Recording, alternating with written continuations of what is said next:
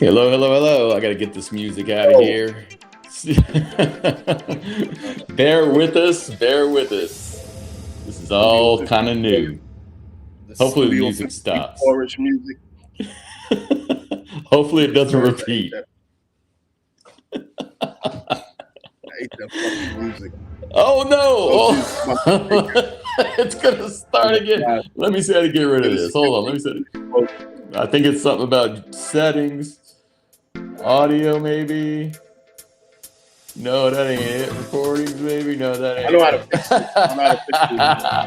it. It involves Oh a hammer, but you need that shit afterwards. my! This is funny, but we'll get it right. We'll get it right. Oh my And God. I got. You know what? I think I'm gonna have to put my stream on my phone too. But hey, we don't got anybody watching. That's a good thing. I mean, they're Let's gonna watch see. the play Banners. back. Brand. I think maybe That's brand. their I found it. Hold on. Let's see. Let me see if I can just mute it. There we go. You can still hear me? No. All Okay. right. All right. I hear you. I hear you. Good. Oh, okay, good. I stopped it. We're all good. We're all good. The only thing I'm going to do right now is put myself on this phone because for whatever reason, my Wi-Fi is not. I mean, if it's okay, we'll stay like this. But if I have to, I did send the link. I think Jen's in there messaging me. I think. So anyway, listen, we got a little bit of time. We decided to come Hello. on. Say it again. Yeah, man. Let's talk. Let's talk about this. What do you think, first of all? Well, listen. I think I'm from what I've been seeing online. It seems like they got knocked for some of the stuff they were pushing. I don't know if it was the KKK hood or the one where they had the guy, the white guy, Fuentes. I think it is Fuentes his name. Yeah, I think they had him say the N word. I'm not exactly sure. I mean, listen, they've done enough. I guess YouTube just kind of had enough.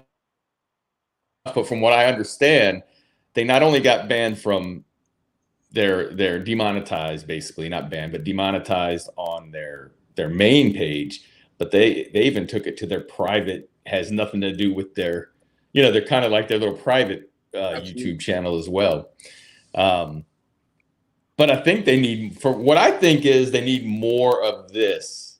They need more of this. People need to take responsibility for the things they say. And when people, I always talk to people about when they say freedom of speech, they don't understand what that means. It doesn't mean you get to say whatever you want to say without repercussions. And as a matter of fact, you can't say everything you want to say because there are laws preventing you from saying certain things. So people think freedom of speech means you get to do whatever you want and not get booted off a private platform. That's another thing. This isn't a government platform. This is a private platform. And you have to abide by rules or take the chance of getting demonetized. And you got to play, this is, you could start your own channel, you could start your own streaming. It's probably not going to get as much play as these other big ones. So it's kind of the deal you make with the quote unquote devil when you sign up for these platforms. Absolutely. One of the biggest contradictions and just I would say one of the biggest hypocrisies of the manosphere is essentially there's this. I mean, I think Tate basically made it en vogue to say this. There's this intent to take down the Matrix and whatever you know buzzwords they use. And in the end, these guys who climb on these platforms, they don't understand. You are employed and allowed to make money off of your brash ideas by the Matrix. The Matrix is allowing you to live because, hey, it's making $1 off of you. However, don't get it twisted. You are employed by Google. You are employed by the good folks at YouTube. Okay, they can demonetize you, they can throw you off, and so on and so forth, because this is their platform. It's not your platform. If you want your own platform, go out there and go out there and make one.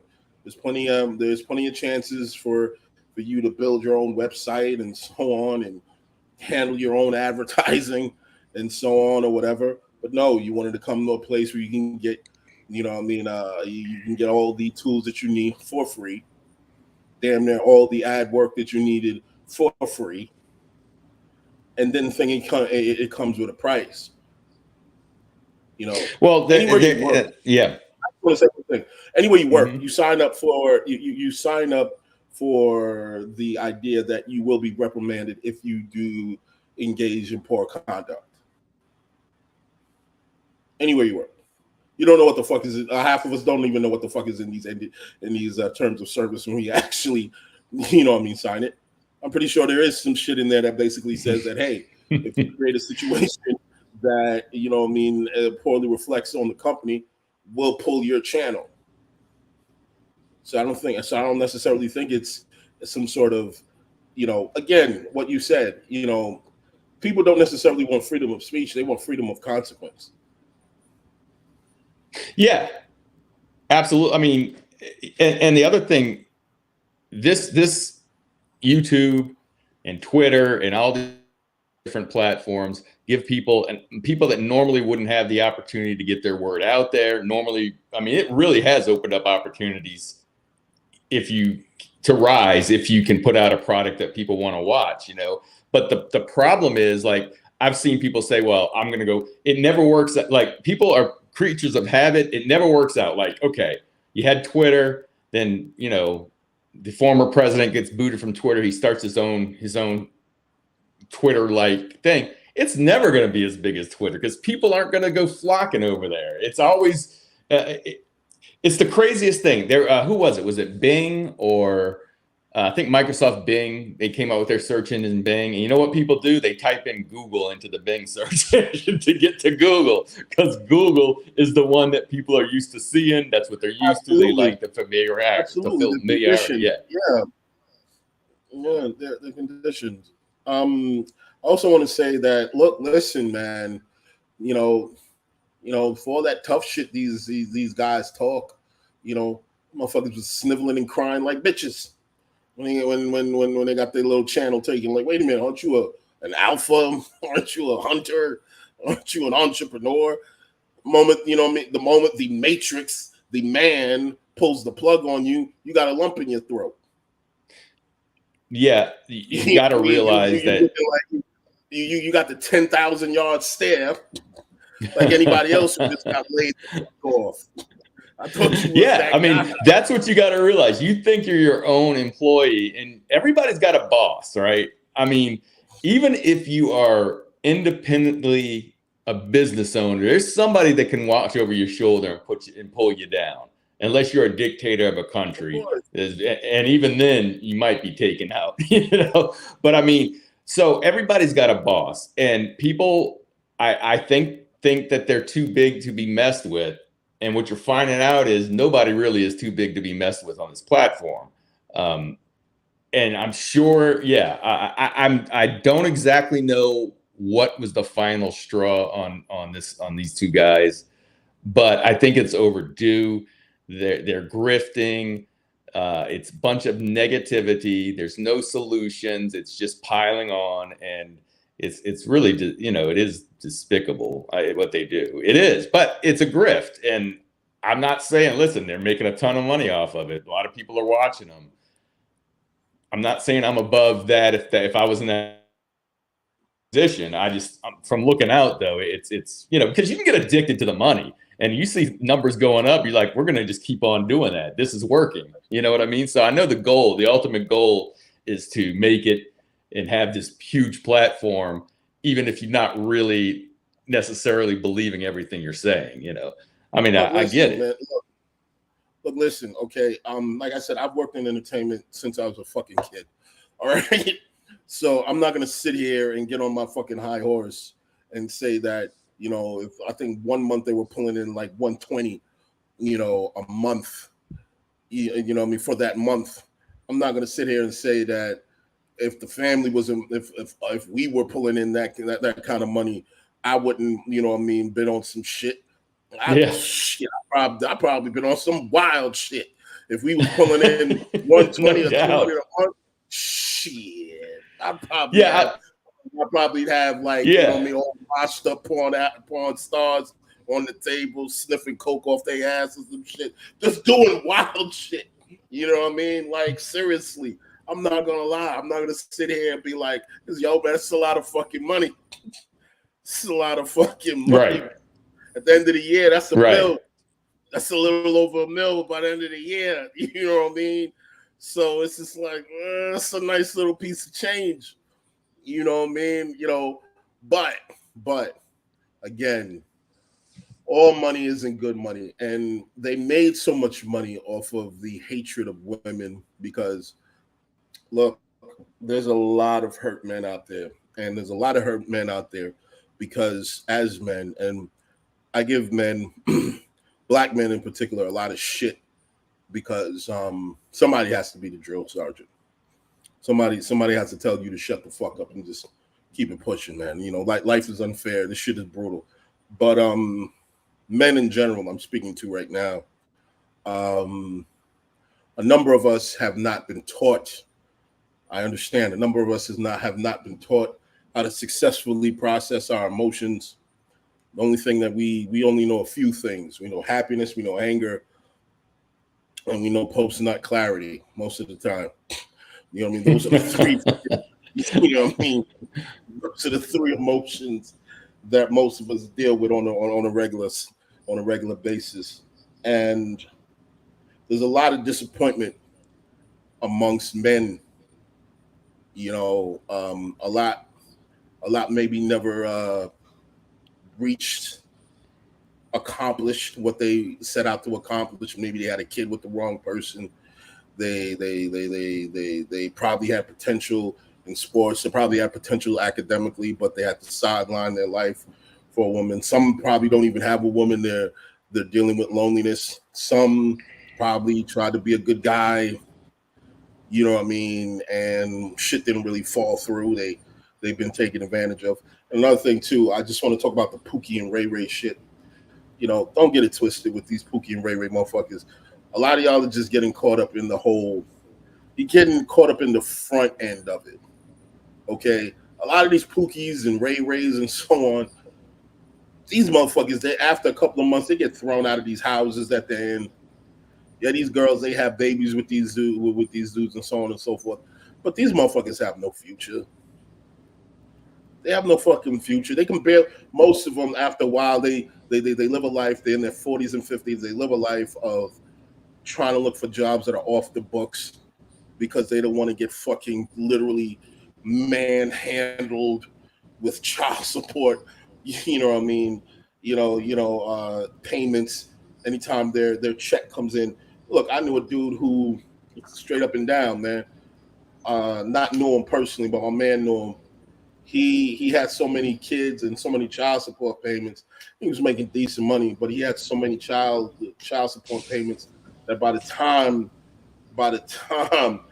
you know what I mean, the tax man, the government, and everybody had their way with him, that motherfucker had like maybe $40, man. You're lucky he walked to work every day. Yeah. Right. Yeah, that's the that's rough. That's, listen, I it's expensive to raise kids, and when you're trying to do two households, yeah, if you're not making a ton of money, it's going to be rough. I mean, even making a ton of money, you're going to pay more, but there's a certain the less you make, I guarantee you, it's a lot harder. You know what I mean? But to what you said, I guess for me, we talked about, I get their grift. I get them, like, the addiction of seeing your channel blow up and you're saying this is working. We see a lot of those on YouTube that in the past they were a different way, and then suddenly they caught fire, and so they're just going to feed the, throw the fuel on the fire to keep that going as long as they can, and they're making a lot of money. I get that. The issue, not the issue, but it's just sad because there's so many people that it's cult-like because they believe in what these people are saying. I assume that some of them don't. I assume some of them are there just for the bullshit, But I do believe that some of the people that are watching these guys actually believe it. Just from the people we've come up on Jen's channel that I've seen, that they really believe that everything's this rigid, and a woman needs to do this, and a man needs to do this, and the woman's not doing this, so she's this, she's that. Finding a way to put the people down that maybe in their life they haven't had a lot of success. For me personally, even though I'm married and in my opinion, I've had really good relationships with women, I'm not the most successful guy. I didn't have a plethora of good relationships. I just had good relationships that I was in, and of course, there's ups and there's downs. But I never blame the other person. I learned through taking classes. I've always learned that, listen, people in general, it's just natural. You're gonna judge somebody a lot harder than you judge yourself. So every time I look at that, and every time I think about what somebody else is doing, I try to put it back on me. Okay, what am I doing? Because in reality, what I do is going to reflect on how that person treats me, right? If I treat them a certain way, chances are they're going to treat me back a certain way. So, and I just think that people that are watching these manosphere channels and the red pill channels are looking for a quick fix, are looking for someone to blame so they don't have to it's harder to self-improve. It's harder to improve on yourself than it is just to blame somebody else. And so these people that are doing these shows and making a lot of money, yeah, I mean, I'm not sad to see when something like this happens, because I think they're misleading a lot of people.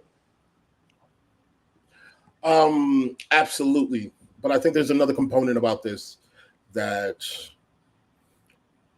as an addict, as a recovering addict, people don't often talk about. Look, all that I see when I see this go down, I just see addiction. I see the grifters addicted to the money, addicted to some sort of modicum of fame, addicted to their moment in the sun where they feel like, oh wow, everyone cares about what I said, what I'm saying, and that feeling of self-importance. And I see the addiction, of those who suck at the teat of this bullshit. They feel empowered. They feel, this as a space where they get to escape from a lot of what's going on. They feel like, okay, there's somebody here that understands my plight. Regardless of, even if this is beneficial, they understand my plight. Yes, I found my space. I found my tribe. I feel less alone. For 4 or 5 years, I've been dealing with this maybe breakup or maybe divorce that left me in financial ruin. I feel like a man right now, and yeah, we're gonna attack all these women, and we're gonna do all this, and we're gonna do all that. But they don't take into account that all of this stuff is just a false sense of security. There really is. Not only is there no future in hating women, there's just no future in hating anyone. There's no future in that. When you allow people and things to live in your mind rent free and so on, you're not concentrating on being proactive, just reactive. Like the moment you wake up in the morning, you're just a slave to your hurt. You're a slave to that moment. You're stuck in time. You're frozen in time, and that moment where you're at your lowest and so on, rather than you work on being the best version of yourself. There's no honor in living in that space. Now, look, man, they're not going to listen to me. Of course not. Like, who the fuck am I? But yeah, they'll listen to one thing. They'll listen to one thing that has always and has continued to be undefeated, and that's time.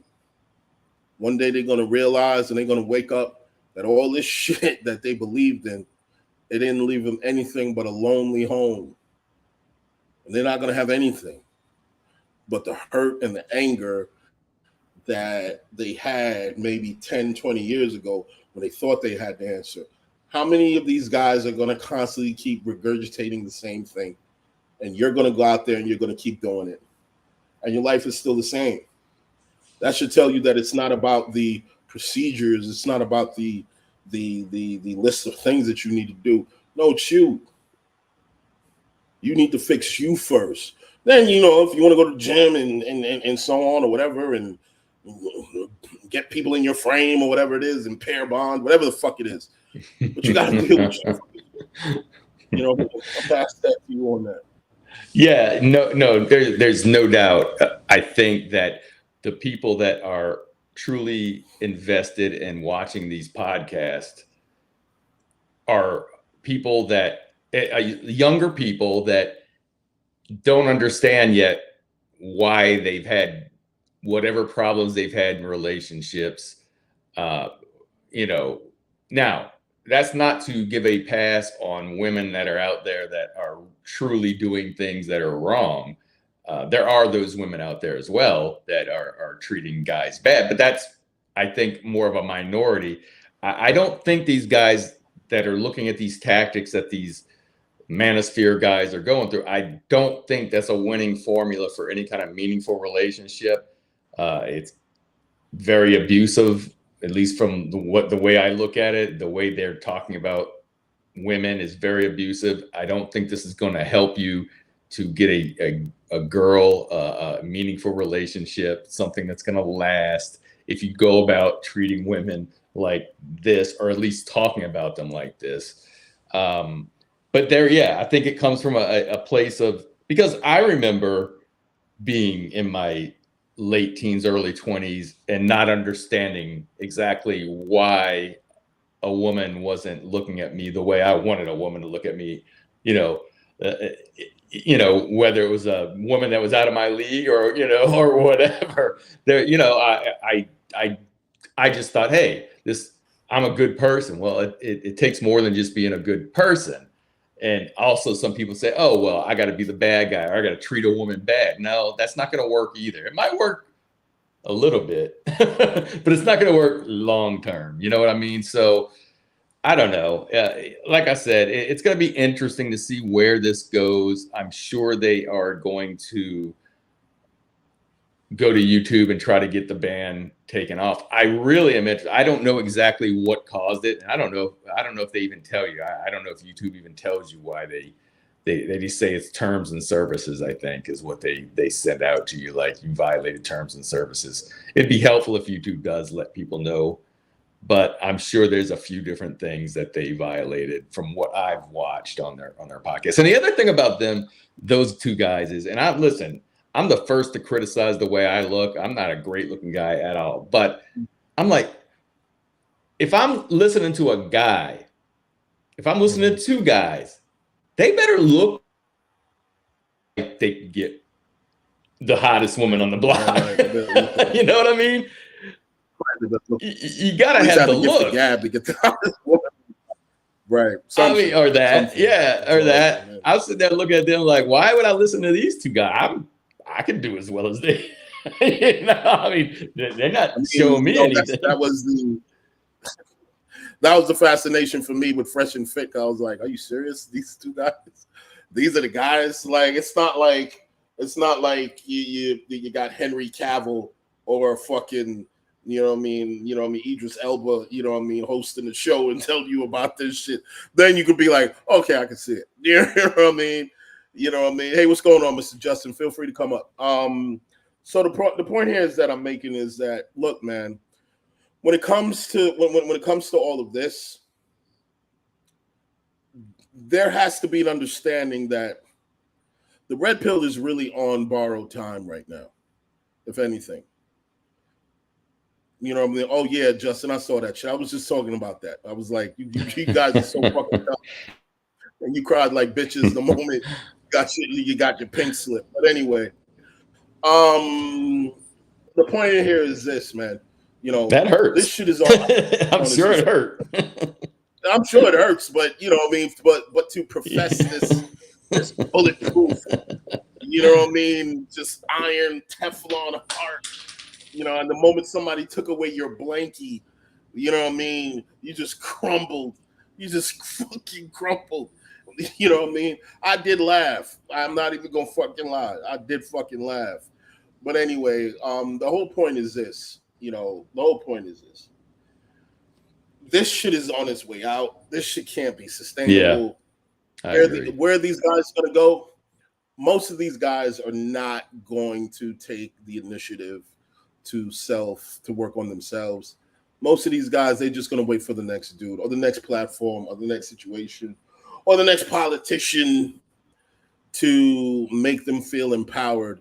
Because let me tell you something, man. Self-empowerment and the journey to self-improvement is a hell of a lot of work, man.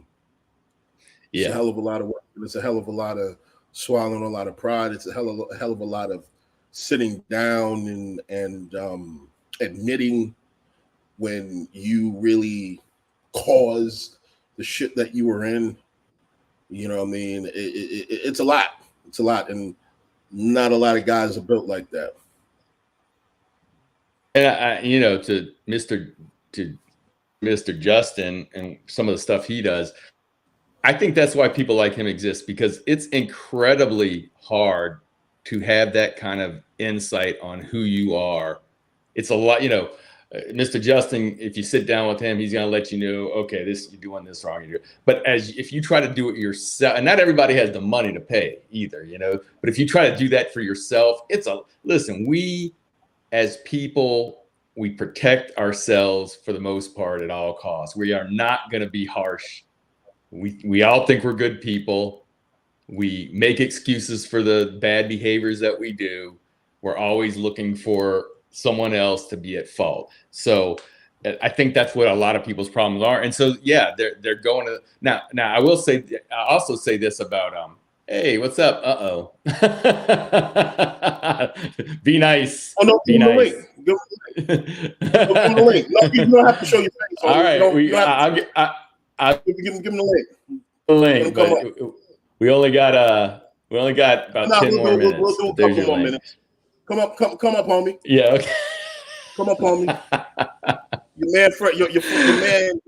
man Myron was up in here. Your man Myron was up in here. You know what I mean, crying. Let's see how long you can hold it. Oh my God. Go ahead. Oh my.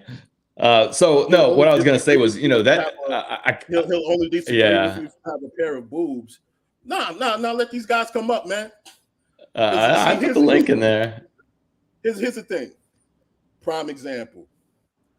Dudes who shit talk from the sidelines. Never man enough to come up.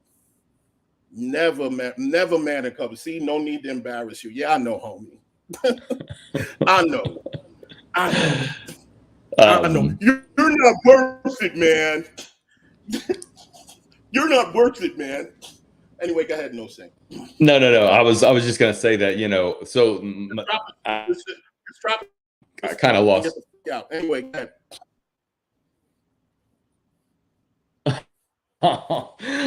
Oh boy. No, all I was gonna say was I kind of lost that train. But what I was gonna say is that, you know, at least with the MMA guy, what was his name that got in trouble? Andrew Tate. Andrew Tate. I mean, I can see people fall for him because he's got some skins on the wall. He's, you know, I don't know how big of a celebrity he is, but he's, you know, he was in a profession that was a high visible profession. He's got some accomplishments. I don't know where these two came from, fresh and fit. I have no idea. So it's kind of interesting how some of these people are coming out of nowhere. Well, here's the thing. Fresh and fit works because they look like the guys who don't get any fucking pussy. They look like incels. So there's this connection physically that they can have with their audience because they look like, okay, here's a group of guys look like me and blah blah blah. And the thing about it is that what they did was they had the you know what I mean, they had the opportunity. The Yeah, that's what your girl said about my penis, my bro. It's as tall as it is wide. Anyway, the when a number of men, you know what I mean, a number of these men who are just wayward, when they see these guys, they feel a bit of camaraderie. So their message goes over, their message and their ideas go over easier. And plus, what they did was they created the ultimate fantasy. They created a revenge fantasy that a lot of these guys can actually sit down and witness. That's all it is. It's literally revenge fantasy being sold over and over and over again. Hey, if your girl just dumped you, hey, your wife just left you, come over to Fresh and Fit and watch us just beat these women to holy hell. Yeah. Yeah. Super chatters, so on and so forth. And you don't leave, you leave with a sense of, I guess, some sense of vindication, but you're really more fucked up than you were when you came in. Because now you got vitriol stacked under vitriol, stacked under vitriol, stacked under vitriol, and there's no sense of completion in a sense. There's no sense of finding yourself. It's just a constant loop of anger, and there's no space in that leads to something productive. It's constant reaction. Anyway, go ahead. Hey, Justin, what's going on? I don't know if Justin, you can talk. Hey, he can talk. Okay. Yeah, can you hear me all right? Yeah. Yeah. Okay, cool. Because for some reason my speakers and my helmet, everyone sounds like they're in a helicopter, but that's cool. Yeah, I was actually just going to say something very similar. Where with all these red pill things, like if you watch these channels over years, and I've known of channels from a long, long time ago. And they're still the same people, right? And that's the thing. It's kind of like church in the sense that like they're not trying to get you to leave, they're trying to get you to stay longer and longer and longer. Okay, whereas like say if you say look at like an Eastern religion like Buddhism, they're actually trying to heal you and have you move on. Like they don't want you to stay. You know what I'm saying? But that aside, like. It's very cyclical, and it's something I've spoken on before. And there's and Haran, you've mentioned it before that there's a lot more money in the pain. There's more money in the sickness than there is in the cure. And you know that these guys are not gamed up because they only speak on the nature of women from one particular reality, right? They can't. Think about it. You can't speak on something you've never experienced before. Right, like none of us know what it's like to walk on the moon, so we can't. That's have right.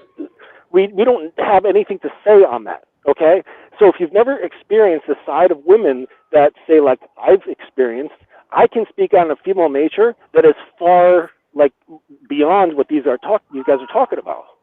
Right, and so if they've experienced it, then they would be mentioning it.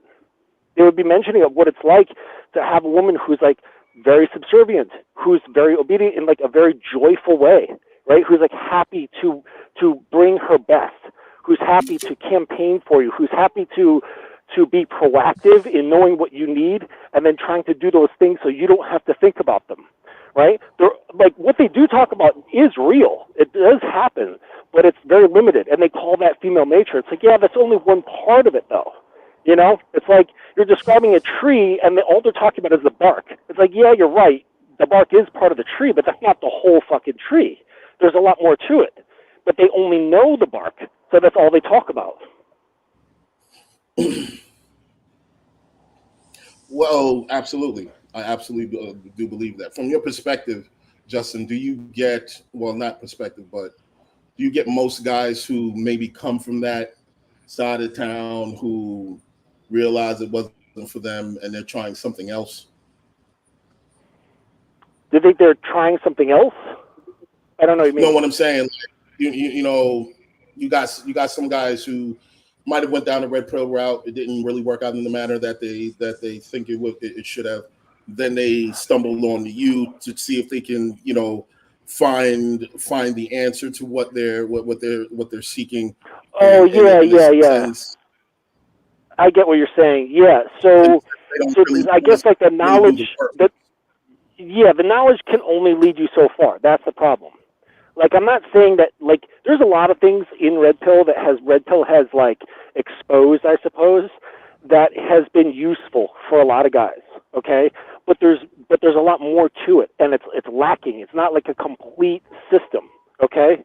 So it's like, my friend Lucario, he likens it to warning somebody about a bad neighborhood, right? So it's like you come to New York, and you're like, hey, I'm visiting Brooklyn. I might be like, hey, don't go to this neighborhood at this hour of the night because you might get mugged, okay? Don't go down that street. And they'd be like, all right, cool, I'm not going to go down that street. But that doesn't tell you, like, what to do. It just tells you what not to do, right? So it's useful in some ways, but it's not a complete system. So they come to me, and they're like, okay, like, I know what landmines to watch out for, but now what do I do? What actions do I take? How do I be proactive in my own life in order to attract women and to affect them and influence them in a positive way? And they don't know how to do that because that's not what Red Bull is about. It's purely defense. There's no offense to it, right? But these guys speak so offensively that it sounds like that they know what's going on, but they don't. They just have a very, very, very strong defense. And it sounds cool, but it's incomplete. So do you take time, and do you have to take time and say, I don't know, deprogramming them from that red pill bullshit before you can actually do any real work with them? Yeah, because it's not individualistic. They preach individualism, but they really don't. It's very cult-like thinking. If you look into, I think I forget the name of it, but there's this great documentary on YouTube about cults and how they operate. And a lot of these like YouTube channels operate very much like cults. Yes. I was going to bring that. I hate to throw out that word but it's true because, everything is looked at. I mean, but the fact is these things that we say are cults have cult-like, just because it's not no religion necessarily tied into it. They use these same tools as the religious Mm-hmm. cults do. So you're absolutely correct. I was going to say that whenever I got back in there, that you think about it, they get a following. This following is rabid about what they're saying. They defend them at all costs. Critical thinking goes out the window, and now that they're demonetized, it's going to be, everybody's against them because they're telling the truth. And that's really the same thing as any kind of religious cult. That's exactly what. They're gonna play the martyr card. Exactly. Yes. So in some reality, I was just going to say that there's a lot of deprogramming that has to happen, because what happens is these guys take like it's a very generalistic, wide view of things instead of individualistic. Like, what do I want? What are my needs? Okay, and how do I facilitate them? And a lot of guys, that's one of the biggest stumbling blocks that I come across. One of my exercises, I tell them to write down 101 wants, and I kid you not, the majority of guys, they can't get past 10. They cannot get past 10 wants. These are grown men. And I say, hey, if I give this same assignment to my 11-year-old son, he will bang that out in 20 minutes. That's true. That's true. You know what I'm saying? Like 20 minutes, 100, he's like, hell yeah. And he's just bang it out. A grown man can't think past 10. You know what I'm saying?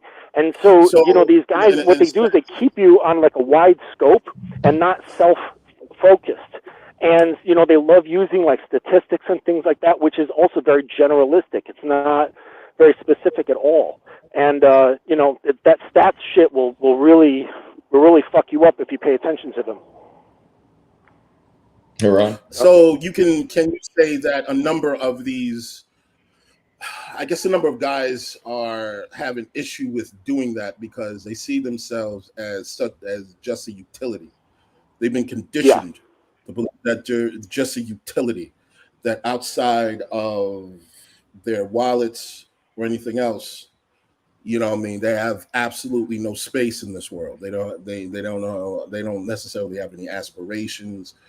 they're not clear on their own wants. They're not really clear on, his own, their own sensibilities. For the gentleman right here, I know he wants me real bad. Just look at this shit right here. He's covering the whole in fucking chat. He's literally on my dick. Like, yo, he's the whole chat. I swear to God, shit. This dude's the whole chat. This dude's Oh man. So, anyway, I'm gonna sit here and say this, man. When you there was a question presented. We presented a question. I believe it was months ago on the show, and it was asked if you didn't have money or anything else to offer a woman, what else? Well, if you didn't have the tangibles, the shit that's cliche, what else could you offer a woman? And a lot of a lot of brothers on the channel, a lot of men on the panel were just stumped. I don't think they didn't really take the time out to think about what they would really, what they would really want, what they really need, and so on. And I think that's the main problem now, because I guess those two things that they were married to, that that made them feel as a utility, a lot of that isn't working anymore. So a lot of them just feel lost. Well, yeah, because so they keep you stuck in external validation mode, right? And that's really what keeps you trapped, and then they perpetuate that belief with the whole like looks, money, status thing, and then with the statistics bullshit, that also keeps you, how do I explain this? It keeps you in the mind of, I too am part of those men that were in this statistical mode. So it generalizes the self and takes it away from like a pure self identity. Like when they pull up a statistic, they say like, well, I'm not going to get married because 50% of marriages fail, and they're initiated by women 70% of the time. Okay, so when you look at this sort of thing, and guys internalize that, they put themselves in that context, thus taking out the individual, and they become part of just a little cog within that statistical analysis. And really, it's it keeps them in the average state. And the reason being is, like, a lot of these average guys don't know what they're doing. So I'm not surprised that women leave them, because they're just stuck on like, well, if I look good and just keep a good job, I could just keep the woman. It's like, no, that leaves a lot to be. There's a lot there to know that you're not doing. And it's like, that's not the case. We're not living in 1945 anymore. No, that's what I was gonna say. Yeah, that's the old model. That was the old model. We are no longer in that. That model no longer works. Nope. Yeah, I will say though, it's, particularly when it comes to black men, when they talk about the old days, and they don't take into account that they didn't have much power in the olden days either. No. So this need to go back into the olden days, I'm not really too sure if they really understand what that means and what that chronicles. Well, they're just parenting. They're just parroting what they think is the correct, means of saying something. Yeah, I mean, and we all glorify things that we haven't really experienced. I mean, when you look at even when people say, "Oh, look at the 50s," the people who didn't live the 50s are all looking at like Leave It to Beaver and all these TV shows that made it look really nice and really, perfect. Everything was perfect, right? The reality is, if you talk to people that lived in the 50s, there's a lot of problems back then too. The only difference is economically, we were at the height, in the world, because the other countries were wiped out after World War II. The ones that couldn't produce after World War II. So we had a window of monopoly when it came to that. So yeah, economically, the 50s were good, but as a society, they had a lot of problems, just like we have a lot of problems. But we tend to glorify that and look back with a kind eye to things in the past. But like you say, Haran, you're more grounded because you're a person of color, and you know that your guys back in the 50s weren't having a good time. Weren't having that great of a time. But even that people want to look at, like, say, Good Times or shows like that and say, look, the man was in the house, things were great, even though they were struggling. There is a hint of that even in other communities. So where do you think we go from, gentlemen, both of you, where do you think we go from here? Well, he's riding right now. You know what I mean? What do you think we go from here? I think you can still talk, though. Justin, you can still talk, right? Maybe. Hey, sorry about that. Yeah. Still good. I don't know if you can hear me okay. My exhaust is pretty loud. We can hear you. Yeah, I can hear you. Yeah, okay, well, that's good. See, I think that one of the first things that I do when I'm talking to dudes is I have them remove any and all red pill content from their lives, because it becomes an addiction, because along with the information comes an emotional attachment, right? Because a lot of, let's be fair, a lot of guys come to red pill with pain and anger, right? So every time they watch one of those videos, whether they're conscious of it or not, they're remembering their problems. They're remembering the shit that happened to them. They're remembering the girl that dumped them, or the situation that made them feel bad, or had them crying all night, or whatever the fuck is going on. And really, it perpetuates that cycle within their own mind. And you can't break free of that cyclical thinking if you're constantly consuming something that makes you reminded of it on a daily basis. And it's not like these guys watch like one video and then they're done. Like, these guys will watch this shit all day long, right? They'll go to watch like back episodes and all kinds of shit like that. And so it's really, really bad for your mind. And people are like, oh, watch what you eat, don't consume sugar, like don't eat too much red meat, like all that shit. But they don't consider what they consume passively with their eyes and their ears. You're like, as a man, you really, really got to be watchful of the things that your brain consumes on a passive level, because ultimately that's how you can be controlled, especially if you're emotional. It's the easiest way to control somebody is to engage their emotions, and then you can manipulate the fuck out of them. And these guys, they're so open emotionally that they can just be, cast around like puppets. So essentially, they're most of them are dancing from a feminine space. Well, I don't know, just emotional. I wouldn't call them feminine. They're just emotional, And why do you think they're emotional? They just been conditioned that way, Right. Like you no longer have to, bust into a man's house and take his firearms. You know what I'm saying? All you have to do is get into his mind, Right. Make him doubt himself, make him feel less confident, make him worry about his appearance, make him worry about his job, make him worry, and then destroy his self-confidence and his self-image, and then just tell him other things that he should be listening to, and then he'll eventually start following that stuff. The next thing you know, his identity is completely dismantled, and then he can be brought around into all different kind of directions against his will, but he no longer has a will at that point, and now he's just a slave to anything and everything that happens outside him. And then women are like, where have the men gone? It's like, well, there they are. They're just feeble, they're weak. So no wonder women, no wonder most guys between the ages of 18 and 35 are completely single and sexless, because it's like, who wants a guy like that? I don't know any women who want men like that. Absolutely not. It like makes them like puke in their mouth a little bit.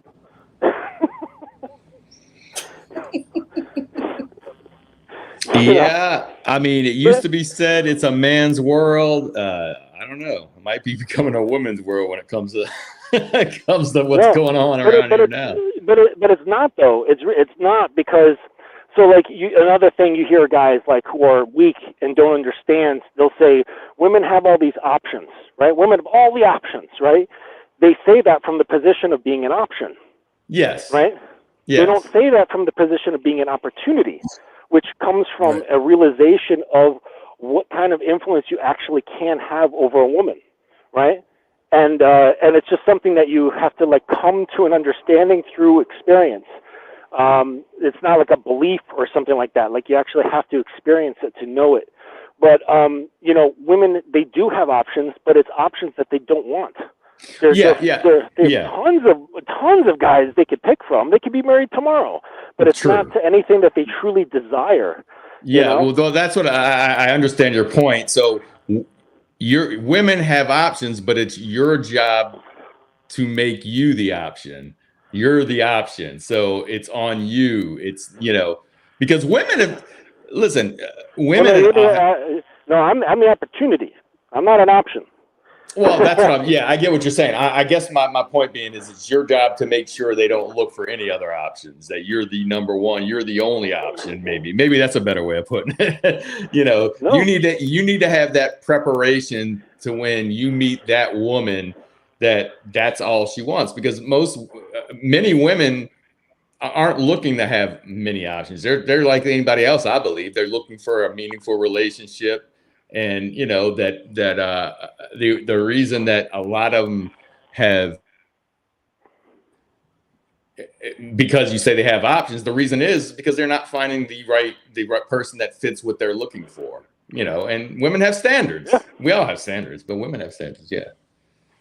Yeah. Well, I mean, I tell my guys to eliminate certain words from their vocabulary. I have them remove the words options. Like I don't. They're not an option. They're an opportunity. I have them remove words like try. Like there's no such usage of the word try. Like I tell them, all right, go talk to 20 women a day. I tell them to go talk to 20 women a day. I think I heard that from Yoda once. Yoda actually said that. Yeah, because it carries like the same mentality of like a samurai. You know what I'm saying? It's like either you draw the blade and cut or you don't. Like you can't like partially draw the blade. You do or you don't. There is no try. Yeah, exactly. Exactly. But that's the mentality that's like the warrior mindset. Like either you do something or you don't. Don't sit there and say, I'll try, because when you say try, it leaves wiggle room for failure. Yes. You know what I'm saying? And then so you say, oh, well, at least I tried. Right. It leaves that room for you to have like you said, well, give me some credit. Exactly. I didn't get the job done, but you got to give me credit because I tried. Right. Yes. And that's like the weak mindset. It's like black and white. You know what I'm saying? Like but a lot of guys these days, they just have a lot of gray. You know what I'm saying? So that they can slide on themselves. They can give themselves a lot of wiggle room, and then it's like I forget what author said that. Really old, like classical author said that there's a special place in hell for men during times of crisis who don't choose a side, and it's like, so if you remain in this like indifferent sort of wishy-washy, like I'll go with the flow sort of man and that kind of mind, you're fucked. Like, because you're not trustworthy. Like, even if you end up being the bad guy, at least be trustworthy enough to be the bad guy. You know what I'm saying? Yeah, it reminds me like one of my girlfriends, she was in theater and she went to the University of Sacramento and graduated and all that. But she was she was a theater major, and one of their things in acting is whether it's good or bad, commit 100%. Yeah. Don't go don't half-ass it. Go 100, even if it's bad. Commit to being bad because you're giving it 100%. You know what I mean? You're not. Hold on, somebody wants to come in. Louis Kanye. Hey, what's up, man? Yeah. So that's what you reminded me of. Like, do it or don't do it, or pick a side. Even if you're a bad guy, be a bad guy 100%. Yeah. Because look, man, nobody trusts someone who no one trusts a neutral person. Because at any given time, that person can turn food on them.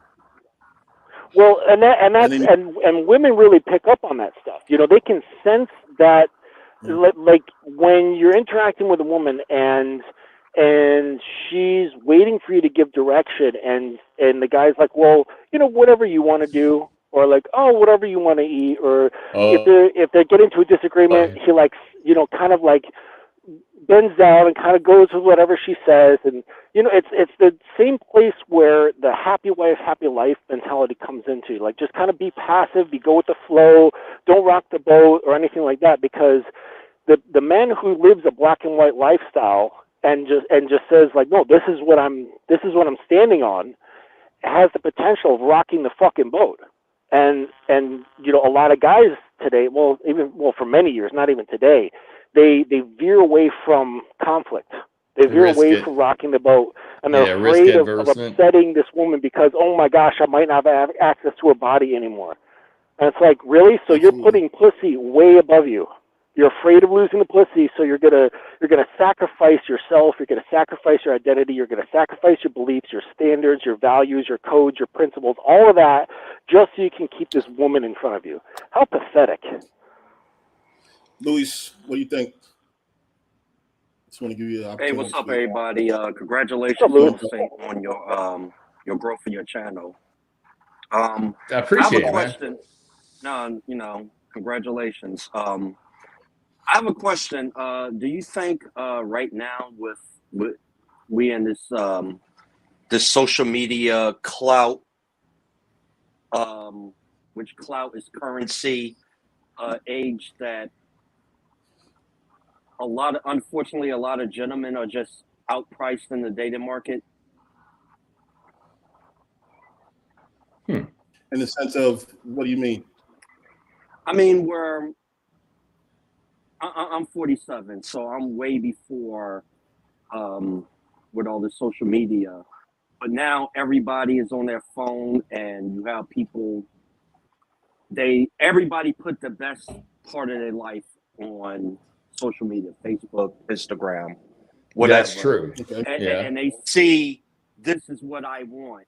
And I also think that although a lot of us are tapped subconsciously, where we see where the economy and everything is going at a subconscious level, and I think people are making this mad dash to go up in class and everything, and especially now with this age, everything, what you wear, your materialism is your clout.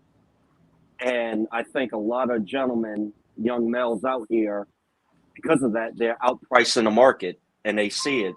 Because unfortunately, when you're young, you don't have a lot of the tools yet to be moving up.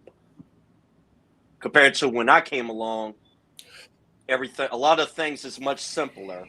The way I see it, the current dating market is much harder compared to when I was young. Do you understand what I'm saying? Absolutely. I think what you're saying is correct. No, I was going to say, I think what you're saying is correct. And I don't know if the material thing is, the thing with the material thing is, yes, we see it. Everybody's best days are on Facebook, Instagram. When I'm sitting around home, I'm not necessarily sharing photos of me sitting on the couch, having a bad day, but I'm going to surely show you when I go out to Vegas, right, and hang out. So there's definitely that. Everybody, you're seeing these best times, and that can play, especially when you are not in a position to do things like that. I think that part you're right about.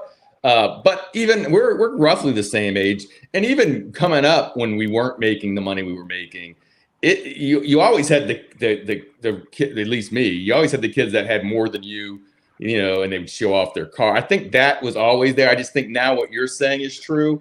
And another thing that, as far as it being on social media and everybody's face, you now get to see it everywhere. So that I think is unhealthy. The other thing is with which I've never participated in, but the whatever it is, the swipe right, swipe left hookup, we never had that.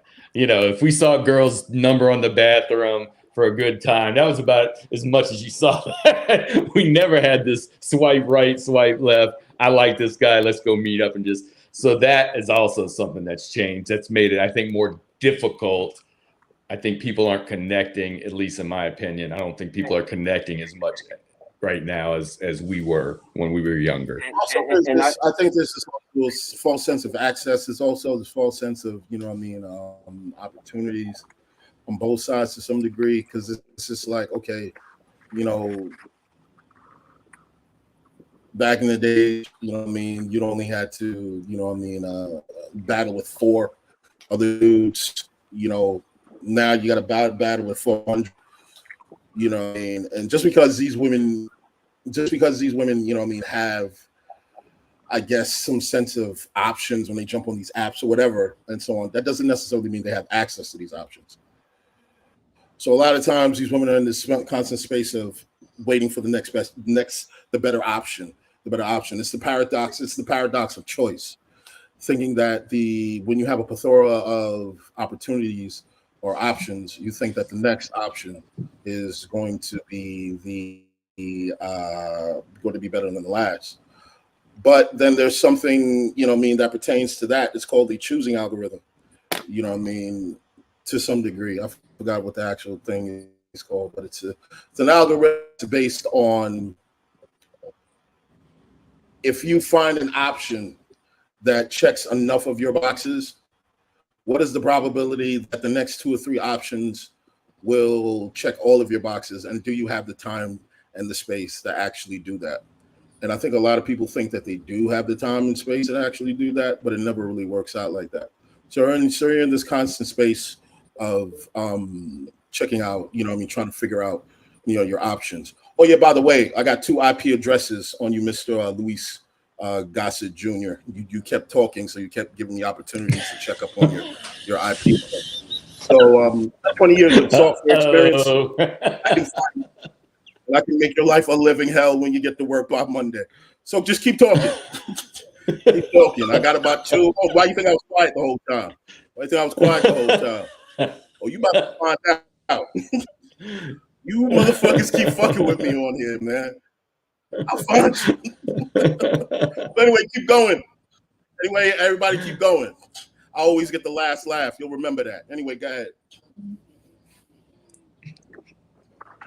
Well, I agree with you, Haran, but also I think what the biggest problem with men today, one, we have a bad tendency to romanticize the past. The past is the past. You got to worry about now. Yeah. And I think in today's dating scene, the game has changed. It's a brand new game with brand new rules, and the women know the rules, and a lot of the men do not. And it's the failure to adapt to the scene. Yeah. Well, we were talking about earlier how people want to have the old rules, and those rules of the game has changed. As you say, we're no longer living in the past.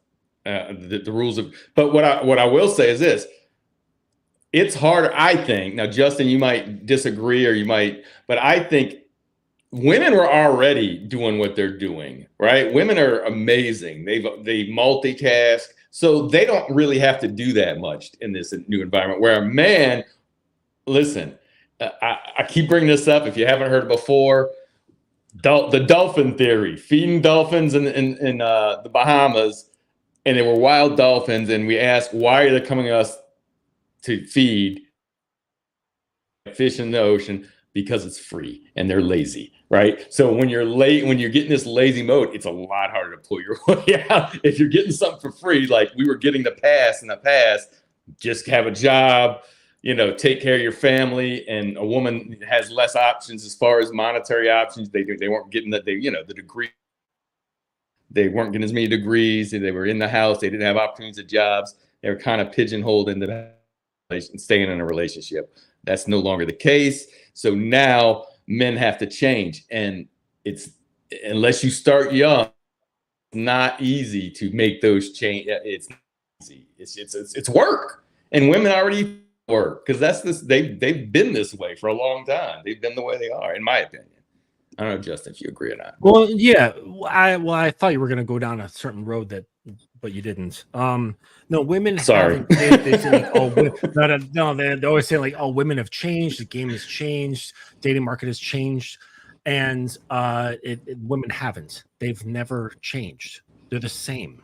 Okay, because like maybe the surface has changed. Of course, surfaces always change, right? Men don't look and behave the same way, and they haven't. And every decade it changes, right? Go from the 1900s past 1800s, 1700s. Men and women always change on the exterior. Okay, but what really moves a woman internally has never ever changed, nor will Yeah. it ever change. Okay, the problem is that guys aren't equipped with this knowledge.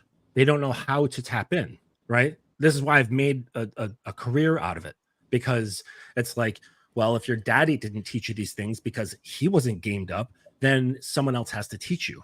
You know what I'm saying? Because like a lot of dads, they just kind of like, we're also go with the flow, happy wife, happy life, just kind of provide and like do the thing and have very like boring humdrum sort of existence.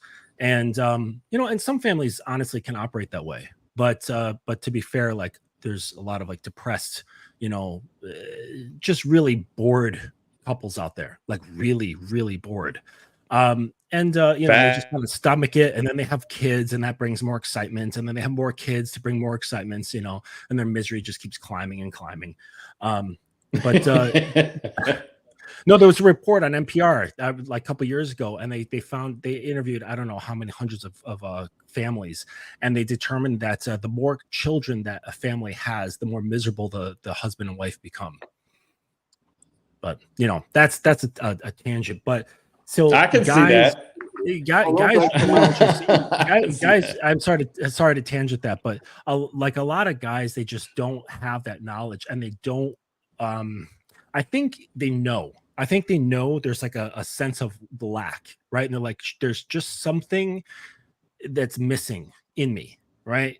And they don't want to take the time to really investigate what that is. And maybe they'll say, well, I just have to go to the gym, right? And it's like, yeah, maybe you'll feel better about yourself, but that's not going to change your situation. They're like, maybe I'll just like crank on my career. And it's like, okay, that's great too, but that's not really going to change the situation. You still look in the mirror and you don't see a living God. You know what I'm saying? You don't have that sense of like, I fucking love me, right? There's this hole that's there, right? And then it's like, oh, let me distract with this. Let me distract with that. Let me try to get women. And then there's like this craving to fill that hole, typically with either bad shit or with women. And really there's this miscommunication that happens with the self. And that's where it really starts. So like when I'm working with guys, I listen to how they talk about themselves and talk to themselves. And you'd be surprised on a daily basis how much the average guy bashes themselves, like repeatedly throughout the day. And then that scene, what's really fucked up is that scene is normal. But for the person who looks at themselves and goes, you know what? I'm fucking awesome. I love being me. I love waking up and being me every fucking day. It's amazing. That person's full of themselves. That person's crazy. That person's got something wrong with them. But if you say, I feel like shit, I'm a piece of shit, I doubt everything that I can do, I doubt myself, I don't know where I'm going in life, that's normal. That's okay. Isn't that fucked up? So I spent a lot of my time rewriting how guys approach the communication that they have with themselves, because that ultimately translates to everything else in life. Everything. I think, there's something to that, because, you made me think, like, even someone can tell you you're a great person. Someone can tell you you're good looking. Someone can tell you they're proud of you. But if you're not feeling that way yourself, I remember my dad, because at the time, he was telling me, and he was towards the end of his life, but he was telling me, he's proud of what I did. Inside, I knew I could do more. You know what I mean? So I wasn't really proud of myself, because I knew, okay, yeah, I've done this, and this, but some of this I could have done a lot if I just would have put in more effort. You know what I mean? Mm-hmm. So I think what you're saying has a lot of validity, because if you don't feel that way about yourself, what good is it? What good is it if everybody else is telling you how good you are? You're stuck in this vessel from the moment you're born to the moment you die. Why not work on making that house like something that you're proud of? You know what I'm saying? And a lot of it, most people what they do with their lives, it's worthy of being like, hey, you know what, I like me, right? Like there's very few percentage of the population where it's like, yeah, you're a true piece of shit who just you're just like a leech on this planet, right? That's a pretty small percentage of the population. Most average guys, like, yeah, you should have a certain level of self-appreciation, right? But it's not. It's way, way, way low. It's super low. And it's like, Yeah. okay, so Yeah. how do you think that's Yep. going to change your thinking patterns, how you approach problems, how you approach successes, how you approach women, how you approach things in your life? It's going to be filled with like a poison of doubt, right? One little drop of doubt will just poison the entire well. And but this is not just a drop, it's a ton of doubt. And then they think, well, women don't like me. Mhm. Like, yeah, no shit, because they can smell the rot on you. You know what I'm saying? They can smell that internal rot, Yeah. and then Yeah. they're looking, and then they see those guys looking at them with these like hungry, like, I'm hurting, I have this hole, I'm rotting on the edges, and now I'm looking at you and I want to fuck you, right? It's like, how could you imagine being on the receiving end of that? And the reason why women are disgusted by most average guys, because they can smell it all over them, right? It's like, no, they want a guy who loves himself, who's fucking confident, who likes the vessel that they're in. You know what I mean? Even if they disagree with it. Yeah. And I mean, what you're saying is, and some women will, and not all women, but some women will smell that and take advantage of that because they know you don't have the respect for yourself, so they can get away with a lot of stuff. You know, they're just gonna some, or if they have that kind of a, you know, if they have that if they're in that space, can take advantage, because the guy is thinking, well, listen, she looks nice. She sometimes treats me okay. Right. This is as good as it's gonna get. Right. Right. So they'll allow themselves to take a lot more. Yeah, I totally get what you're saying. You're making some good And points. they just take scraps, and then those scraps, you know what I mean? So if you take a starving person and give them table scraps, they're gonna think it's a fucking 5-course meal. Right. You know what I'm saying? Because they're that hungry. So it's like women don't have to do much. You know what I'm saying? But when you, on the other side of the street, when you have your life isn't led by your cravings, right? When you are full of self, meaning like you don't need another person to feel good about who you are. You like who you are. You have principles like that you can actually list on a sheet of paper of what you live by. Okay, what your rules are, both in your private life for yourself, the rules that you hold yourself to, like basically like commandments, right? I call it having your constitution. So if you have a constitution, just like a state has a constitution or a nation has a constitution, it's like, no, these are the ideals by which we operate. Okay, here's the Constitution, the Bill of Rights, and yes, sometimes there's going to be amendments as you move along in life, right? But you basically have this constitution that you can actually write down on a piece of paper, say, this is what I fucking stand for. At that point, now any person who comes within that has to operate by the same set of rules, right? And you can't bend them. It's like, oh no, Sally's moved into town, let's just change these rules around so she sticks around. It's like, no, fuck that. No, states be like, no, sorry, Sally, if you don't like the laws of fucking Delaware, just move. Right. We're not going to change the laws to make you happy. Okay, we've got bigger things to fry, right? Bigger fish to fry, and we're going to maintain the structure, because if we don't, then we have chaos, right? And you know, that's like basically how I approach my current relationship. Like I told her, these are the standards by which the relationship is going to operate. This is how things are going to go. This is how my standards, my principles, and my codes. And I gave her the option of, you can join this or you can find somebody else. And she joined it. Right. And I'm like, okay, do you understand now? You know, I presented the contract essentially. And she's like, okay. And some of it she doesn't like, which is fine. And I remind her, you are not forced to be here. You can leave tomorrow. It's okay. I get it. You know, but it's like Delaware can't fucking change their whole constitution because Sally's upset, you know, but guys don't have a constitution at all. Right. They're wishy-washy. They bend, they twist themselves into pretzels just so Sally can stick around, pedestalizing her. And then Sally realizes that she now runs Delaware when she didn't even want to. She's now like pushed into this position of leadership, and she's like, oh, okay. And sometimes Sally is a fucking demonic bitch. Yeah. sometimes, like you were mentioning, sometimes she's going to go, okay, cool. Get me a fucking new car. Get me a sandwich, get down on your knees and eat my pussy. Like whatever it is, you know what I mean? And yes, yeah, I'm going. Yes, right, I'm going out to the club tonight. right. Whatever, Without you. like whatever it is, you know what I'm saying? Like, Yeah. and then other times they don't want to be in that position, and they get they get bored. They're like, no, this doesn't really work for me, and then they just kind of vanish. And the guy's like, oh my gosh, I did all this stuff for you. Like, what's wrong with me? What's wrong with you? And they're like, fucking bitch, and then they turn to Fresh and Fit. Yeah. No, I mean, all you're saying. I mean, listen, I was at a younger age. I know because I was that guy. So I know what you're saying is so true. It took some getting beat around to teach me some lessons on, and learn. But I was learning about myself too. I didn't have any brothers. Mm-hmm. I had a dad, but I didn't have any brothers.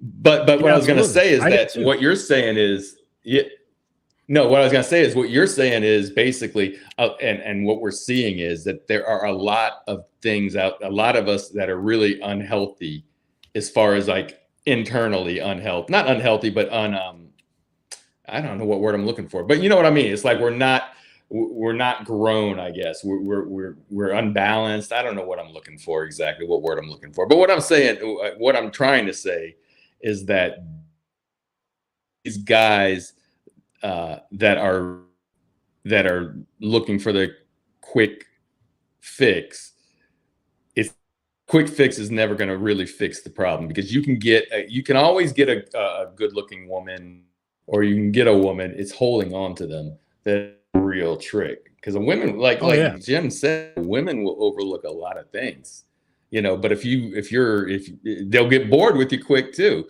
And so, yeah, I just think that a lot of these guys watching the red pill they're not fully developed, and they might not know themselves, or maybe they just I don't know if I'm talking sense or not, but it's kind of I get the quick fix thing. I get that a lot, where the guys, one of the initial things is when they sign up with me, they're like, so how long is this going to take? Right? Or they've got a girl that they're like currently talking to, and they're like, how long is this going to take so that I can get the girl? I said, well, first of all, you're going to have to accept the facts that you may not get the girl. So get that in your mind right now, okay? Because right now you're trying to get yourself. And then it's like, well, to be honest, you might be here for like 6 months at a minimum. 6 months of training. And they're like, 6 months, right? I'm like, yeah. Think about it. You're 35. Okay. The media started interacting with your brain at what, like 5 years old, 4 years old. So now you've got decades worth of programming in there. Some of it's okay, and a lot of it is not. That now has corralled your behavior and beliefs and your perceptions to be a certain way that has led you to this point in life.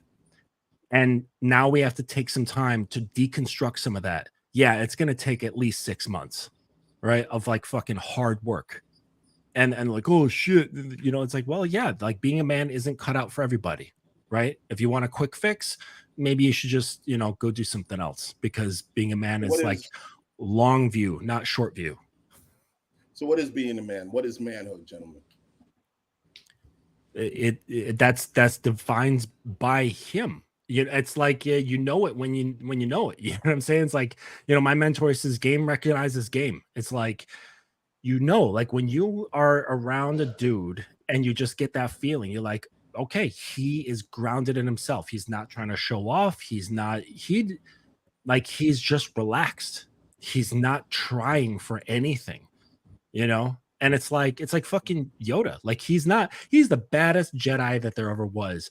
He didn't, and then you look at young Anakin, you know what I'm saying? He was pretty badass too, but he was all about like, I want to show you. I want to like show you how tough I am. I want you to recognize that I'm a powerful Jedi so you can bring me into the council. You know what I'm saying? And and they were like, no, you don't got it. You don't got that ish. Like you can't come in here because you have that other thing going on.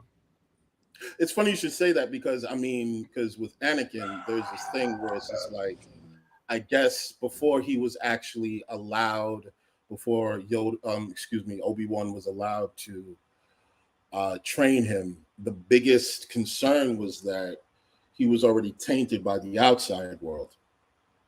Yeah. He was already skewed A lot a of little anger. bit. Like, right, exactly. Like people noticed, like Yoda noticed some unresolved issues in him. You know what I mean? And he was like, I don't think, yes, he has all this potential, but I don't think he should go down this particular path because he has not dealt with those issues. Because in a sense, the Jedi was, let's call it what it is. It was just a monk monastery. You know what I mean? You know what I mean? It's just a monastery of monks and so on, pacifists to some degree, to some regard. And in order to be amongst that order and sit within that order, you know what I mean, peacefully, I guess, you know what I mean, you have to dispel a series of, you have to basically dispel a lot of the anger and the issues that you had prior, as opposed to the Sith. Their entire power is rooted in their passion, is rooted in turning their anger and unresolved issues, into a weaponizing, you know what I mean, their internal issues. So in a sense, do you think that that's what's happening with a lot of these guys in the manosphere? They're weaponizing their internal issues. Oh yeah. I mean, they're attacking other men. They're attacking each other in the manosphere. They're attacking women. They're like, anger either has two directions, right? It either goes focused on the self or it goes focused on others, right? Either they destroy themselves with like bad habits or cutting themselves or suicide or whatever, or they lash out at other people. Like it's potential energy. It has to go somewhere, right? But here's an interesting thing. People know this, but the novels for Star Wars went on, and Luke actually went on to learn the dark side, right? And he became this complete thing. And it reminds me of that Jordan Peterson quote where he said, being good. Wait, what does it say? What did he say? Like, being good doesn't mean you're a good man. It just means you're weak. Something along those lines. And it's like, a good man is actually a guy who is good by choice, but knows that he can destroy. Right. And that's the thing. Like, being passive and being nice just means you're easily disposed of. Right. And that just, like, you have no value. I think that's what really determines a man, is like, if you're easily cast off, right, because you're so nice, right, then that's what prevents you from really being a man, right? Being effective. And I'd say another thing is, I tell my guys about adopting what I call a mountain mind, right? So a mind is like, a mountain is immovable. I mean, barring like a huge cataclysmic earthquake, okay, a mountain doesn't move. So anything that the world throws at you, you are not moved off of your position, off of your square. A woman could be having a fucking tirade, okay, a temper tantrum. She could be crying. She could be bitching and moaning. She could be leaving, okay? You remain the mountain. It's unmoved, right? And as it pertains to women, they may not like that, but at least they'll respect it. And they're like, okay. Like, the part of them is like, like, I threw a huge fucking temper tantrum and he didn't even flinch, right? It's like, okay, impressive. That kind of annoys me, but impressive, right? Because most guys, they do flinch. Actually, they do a lot more than flinch, right? They fight back, they argue, they get into shit, they smack around, they start crying and moaning, they bitch on social media, they create a YouTube channel. You know what I mean? Like, they go on and on and on. It's like, yeah, you've just lost a shit ton of respect. And they also jeopardize their freedom. You know what I mean? By actually putting their hands on these women. And that's another thing I like, I often tell these dudes, it's just that, if you find yourself almost in a physical situation with a woman or your woman, it's always best to disengage or get the fuck out of there, man. Because once it if it's gotten to that, you're right. You're absolutely right. Yeah. But if it gets to that point, you've already lost. You lost 10 steps ago. You know what I'm saying? Because the way it starts with is, hello, And at that point, that's when the program is initiated. That's when the program is presented as an invitation, not a demand, as an invitation, right? Welcome to the state of Delaware. Okay, this is how we run shit over here. If you don't like it, that's cool. There's another 49 states over there. Okay, but this is how we run shit over here.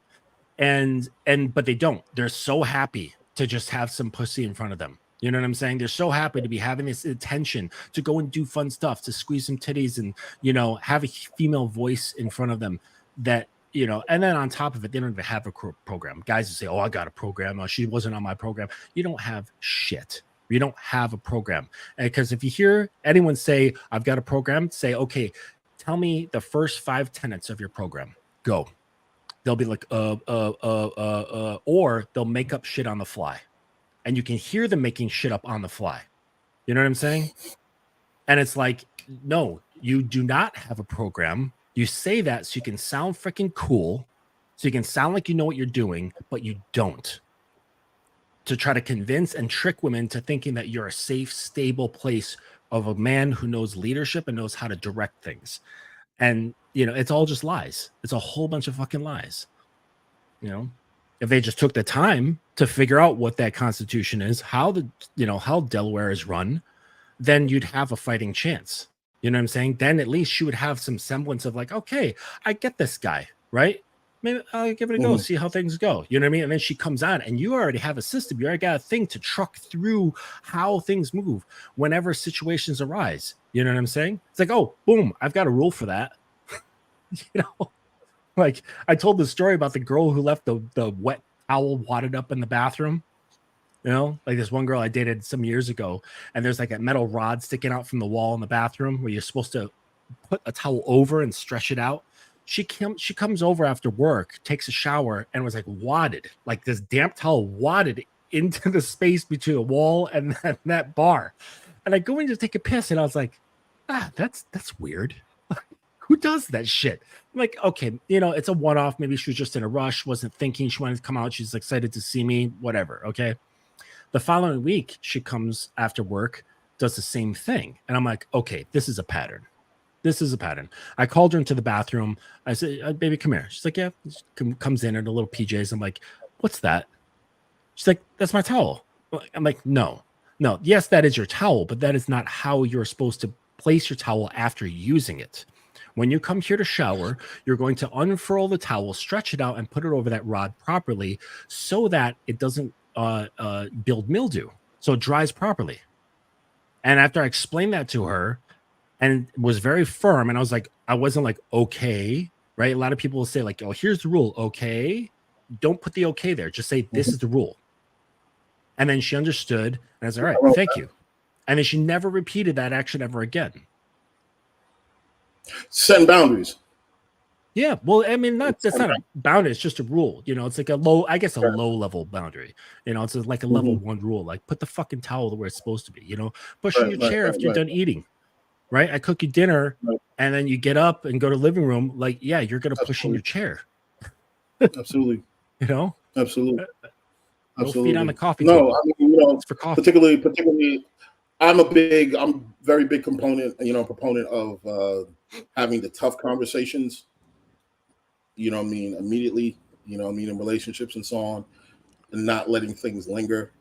In the past, you know, in my younger years, I've let things not let things like slide. Letting things slide? Yeah. You know what I mean? In the past, I didn't necessarily let things slide. I just let them slip through the cracks. I didn't get to them as quickly as I should have because I might have gotten preoccupied with something else or it just completely slipped my mind.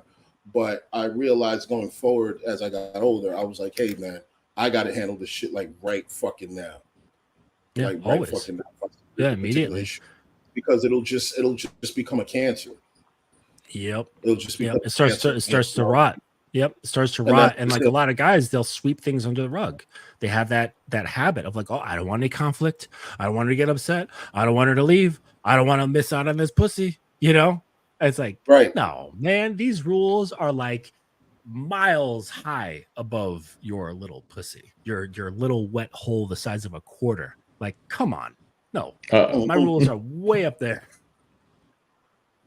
Your little wet hole's way down there. Okay, they can raise up if you follow the rules, but you raise. See, the rules are up here. That little wet hole climbs by following the rules, right?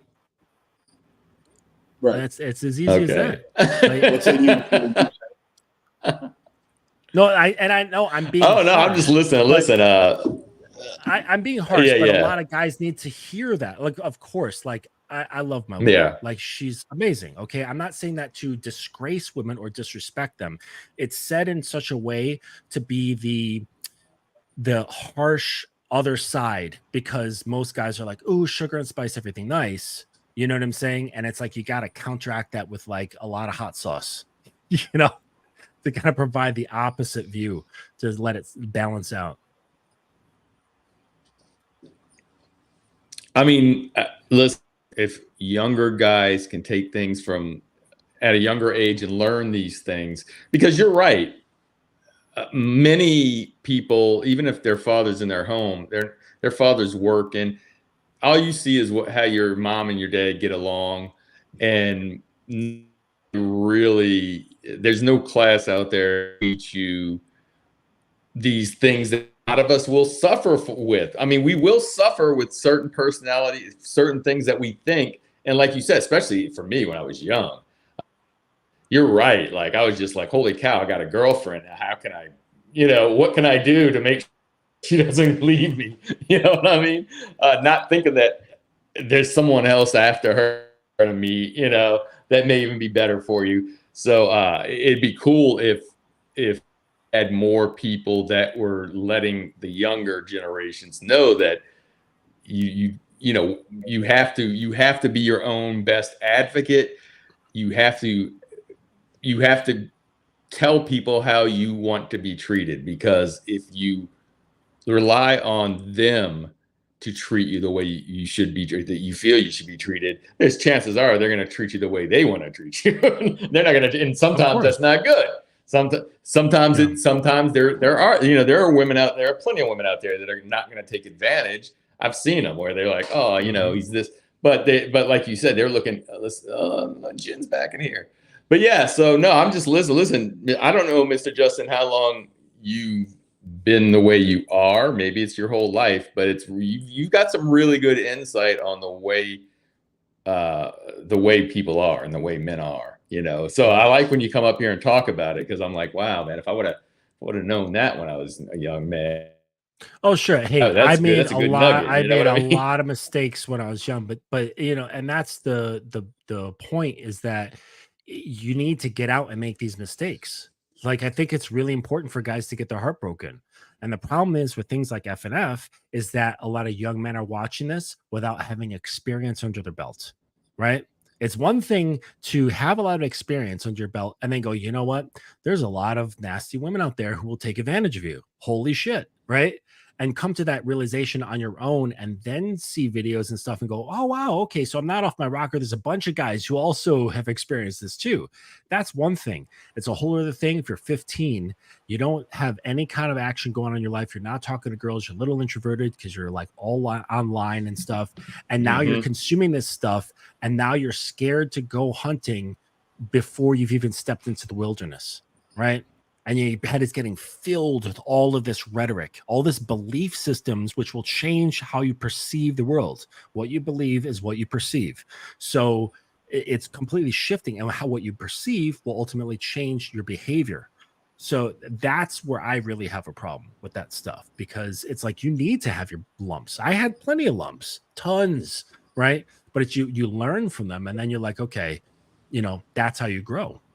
Having that insight. Yeah, definitely. And the sooner you learn, the better off you're going to be. You're right, though. You got to take. I mean, the reason I'm the person I am today is because of relationships I had in the past. I've learned, and look, Kari's in the house too. Thanks, guys, for tuning in. And as far as what Haran was talking about earlier, I mean, define what is a man, and I think you'll get different answers, obviously, from different people. But I definitely think that a good trait of a man is to do everything that's expected of a man to do without any payoff. And when things are going wrong, you don't pull up and play games. You have kids, you do what's best for your family, whether your relationship is going not, whether the woman has cheated on you or not. You do what is expected of a man. You don't take the low road. You take the high road, basically. I think that's part of being a good man anyway. Well, sure, having like honorable characteristics. The problem is that is you said expected of you, and it's like, well, whose expectations are those? So is that, and how much of those expectations are there enough to dictate your behaviors? And so are you moving based on your own principles, or are you moving based on staying in the good graces and the appeal of others? And so you walk a fine line, which is why I work with my guys. I don't prescribe them of what to think. Okay. I give them the tools to carve it themselves. I'm like, look, here's your parchment, here's a quill, and I'm going to give you some exercises to help you figure out what your constitution is about. You know what I'm saying? Because there's seriously some people who just really don't care about certain things. And that's truly what they stand on, right? Things that other people might think are deplorable, but that's truly how they are. You know what I'm saying? And it's like, so the problem is, like, when you have a lot of anxiety, it's usually a twist between what the outside world is saying to do and what your internal world really is. And you're trying to kind of squeeze things together. And that causes a lot of anxiety, right? It's like, why not just be what you are and stand on it? And then, the problems will go away, right? For the most part. But, it takes a lot of courage to say, look, this is what I stand for. This is what I believe in. And yeah, hopefully if you do have kids, you're taking care of them. You know what I mean? But that's a different story. No, yeah. I remember when I went to, I think it was in Switzerland, and I was dating. I had a serious girlfriend, and she was totally against like strip clubs, and I wonder, some women are strip clubs and things like that. And we had some guys that were going to a strip club in Switzerland. It was in Zurich, Switzerland. Mm-hmm. And I wouldn't go. And it was like, man, nobody's going to know. I was like, yeah, but I'll know. To me, it's more important for me to, even though she wouldn't know, to me, that's a character trait. You shouldn't go. If you're not going to do it in front of somebody, if you're not going to do it in front of them, then it's really, for me, that was just the way I was brought up.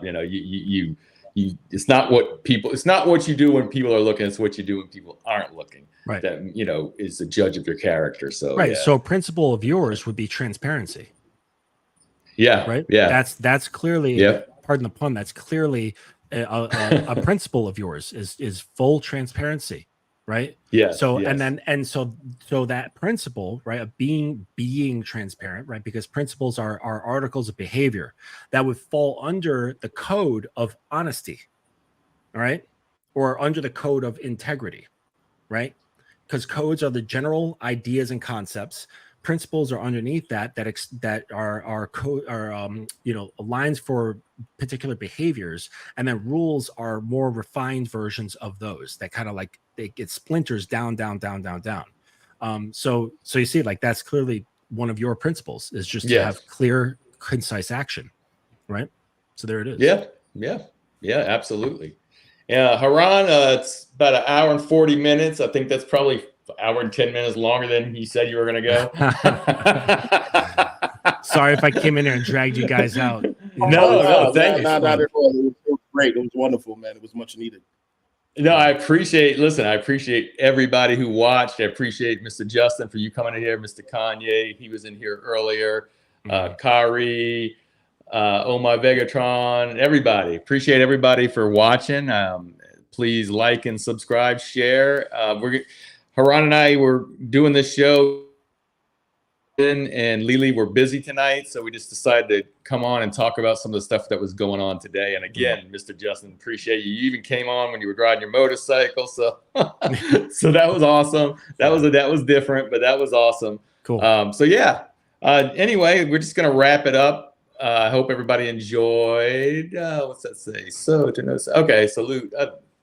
Thank you, Mrs. Dawn. Anyway, we're going to go ahead and wrap this up. Appreciate everybody once again, and catch us, I think, tomorrow, same time. It's going to be 9 p.m. Eastern on the block with Jen. I don't know if she's coming on tonight. We'll find out later, but I don't think she is. But we'll find out. I'm going to be streaming later. So. Oh, cool. So there you go. Go to Mr. Justin. Is it YouTube? Yeah, it's just Mr. Yep, it's just Mr. Justin. Mr. Justin, or if I have time, I might. Okay, so I'm going to be out. I might be out, but I'll just peek in and just watch if I have some time. Yeah. Well, yeah, I got awesome. I'll go ahead and give it a watch as well. All right. All right. Well, thanks a lot, guys. All right, appreciate fellas. everybody. All right. Have a good one. Have a good night. Yeah.